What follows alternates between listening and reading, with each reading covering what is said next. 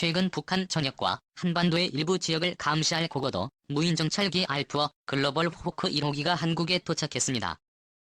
작년 10월 23일 새벽 미국에서 제작되어 경남 사천 공군기지에 도착해 우리 측 공군 요원들에 의해 경납고로 이동됐습니다. 정부가 지난 2011년 3월 정부 간 계약 방식인 대외군사 판매에 FMS 방식으로 미국에서 구매하기로 공식 결정한 지 8년 만에 완성품이 한국에 도착한 것인데요. 국방부는 내년 전반기까지 나머지 3대를 모두 도입해 일정 기간 전력화 과정을 거쳐 실전 배치할 계획인 것으로 알려져 있습니다. 글로벌 호크는 20km 상공에서 특수 고성능 레이더와 적외선 탐지 장비 등을 통해 지상 0, 3 크기의 물체까지 식별할 수 있는 첩보위성급의 무인정찰기인 것은 이미 잘 알려져 있는 사실입니다. 한 번 떠서 38시간에서 42시간 작전 비행을 할 수 있고 작전 반경은 3000km에 달해 한반도 밖까지 감시할 수 있는 것이 특징입니다. 한국은 글로벌 호크 운용으로 미국에 절대적으로 의존해온 북한 내륙의 영상 정보도 독자적으로 수집할 수 있게 되었는데요. 현재 한국군은 백두산 인근까지 통신 감청 능력은 있지만 영상 정보는 평양에서 한참 아래 지역까지만 수집할 수 있었습니다.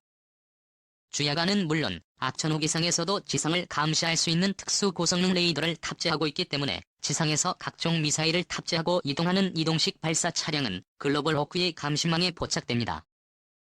공군은 글로벌 호크를 원활히 운영하고자 후방에 이착륙 기지를 설치하고 전방에는 임무 통제 기지를 각각 설치한 것으로 알려져 있습니다. 오늘은 이렇게 정찰기로서 세계적인 성능을 자랑하는 글로벌 호크를 왜 이제야 들여왔는지에 대한 이야기를 할 것입니다. 그리고 여러분들이 잘 모르시는 충격적인 한국의 글로벌 호크 구입 배경에 대해 알아보겠습니다. 글로벌 호크는 날개 길이 35.3부터 전장 14m, 높이 4.6m로 최대 순항속도 250km, 중량 12톤입니다. 어떻게 보면 그냥 비행기인데 이런 비행기를 구입하기 위해 한국, 미국, 러시아가 자국들의 이익을 위해 복잡하게 얽혀 있었던 사실에 대해서는 많은 분들이 모르시는 비화가 숨겨져 있는데요. 또한 글로벌 호크는 한국에 배치되기까지에는 숱한 우여곡절이 숨어 있었습니다. 특히 대외적으로는 북한 방어 강화를 내세우면서도 내부적으로는 철저하게 자국의 이익을 추구한 미국과 러시아의 검은 속셈이 깔려 있었고, 이 같은 속내는 미국 국무부와 주한 미군 대사관이 주고받은 비밀 문서에 적나라하게 담겨 있었습니다. 미국 역대 정권은 글로벌 호크를 비롯 픽사 등 첨단 무기들을 한국에 강매하기 위해 협박과 회유를 서슴지 않았습니다. 여기에는 한국의 전시작전을 둘러싼 미국과 한국의 안보에는 정치-외교 전쟁도 포함됩니다. 한국을 호경으로 알고 있는 미국의 미국 정권은 오늘날 미군 주둔 비용을 5배 올리라는 도널드 트럼프 대통령까지 뿌리 깊게 이어져 오고 있는 것이 그 반증입니다. 글로벌 호크 도입 논의가 본격적으로 시작된 것은 2005년 전후입니다. 당시 전시작전 통제권 환수와 맞물려 한반도 군사 상황 첨단 정찰을 위해 필요성이 제기됐기 때문인데요. 북한 전역은 물론 한반도 주변국을 전략적으로 정찰할 수 있기 때문에 독자적인 정보 수집 능력을 갖추는 데 핵심 전력으로 꼽혔던 것이 바로 글로벌 호크였습니다. 한국 정부는 군 관계부처 간 심도 있는 논의가 이어졌고 2012년 4월로 예정된 전시작전 통제권 전환의 보완 조치로 글로벌 호크 도입이 결정됐습니다. 그로 인해 방위사업청은 2007년 10월 글로벌 호크 내 도입 계획을 마련했는데요. 방사청은 2007년 말까지 글로벌 호크 시험 평가와 대미 협상 전략을 수립한 뒤 2009년 도입 협상을 끝내고 2011년 실전 배치하기로 계획했습니다. 당시 글로벌 호크 사업비는 기체 도입비 18만 12억 원, 이착륙 통제 장비 도입 등 초기 사업비 508억 원을 합해 총 869억 원으로 정해졌습니다. 하지만 글로벌 호크는 미사일 기술 통제 체제 MTCR을 따라 수출이 엄격히 통제되는 전략물자에 해당돼 미국이 한국에 판매하려면 에티오피아에 30여 개 회원국이 협의해 관련 조항을 고쳐 했던 것을 시작으로 한국의 발목을 잡기 시작했습니다. 초기에는 러시아가 전략기술 유출을 들어 반대하기도 했습니다. 에티오피아는 미사일 관련 기술이나 부품 장비 등의 이전을 통제하는 다자 수출 통제 체제입니다. 미사일 개발 금지가 아니라 관련 품목과 기술 이전 통제가 목적인데요. 300km 이상이거나 탑재 중량 500kg 이상의 로켓측이 완성품인 탄도미사일 우주 발사 채관측 로켓이 여기에 포함됩니다. 사용 목적과 무관하게 MTCR을 통제하는 품목으로 반면 수출 거부 품목이 되며 회원국들 간의 적극적 정보 공유를 통해 민간 물자의 확산과 조달을 막고 유엔 안전보장이사회 결의에 따른 미사일 관련 수출 통제도 할 수 있습니다. 그런데 갑자기 생각하지 못한 러시아가 한국의 글로벌 호크 도입을 반대하는 것입니다. 러시아가 글로벌 호크 판매에 제동을 건 속내는 순항 미사일 때문으로 알려져 있는데요. 그 이유는 이렇습니다. 미국은 그동안 자국의 무기 판매처를 지속적으로 늘려가고 있는 상황이었는데 그중 친러 국가들에게도 미국산 미사일을 판매해왔습니다. 그 중에는 중동 국가들도 다수 포함되어 있었습니다. 당연히 돈 많은 중동 국가들은 러시아 미사일 체계보다 성능이 월등한 미국산 무기를 선호하게 되었고 그런 미국의 행동들을 러시아가 좋게 보지 않았던 것은 당연한 것이었습니다. 또한 미국은 지속적으로 중동 국가들에 대한 러시아의 순항 미사일 판매에 대해 이의를 제기하고 있었습니다. 그렇기 때문에 미국에 판매하려고 하는 글로벌 호크가 MTCR을 통제하는 무기에 속해 있다. 미국의 행태가 마음에 안 들었던 러시아가 태클을 걸고 넘어진 것이었습니다. 그렇기 때문에 글로벌 호크는 무기 수출 강대국이 대척점에 놓여 있었기 때문에 한국이 자율적으로 필요하고 구매하고 싶어도 그동안 구매를 못했던 것이었습니다. 하지만 이런 문제는 또 발생하게 됐는데요. 이번엔 미국이었습니다. 한국과 러시아의 문제가 해결되자 이번엔 미국이 글로벌 호크 판매에 대해 걸고 넘어진 것이었습니다. 글로벌 호크의 당초 필요성은 한국 정부 내에서 시작됐지만 미국 입장에서는 첨단 무기를 수출할 호재가 되기도 했는데요.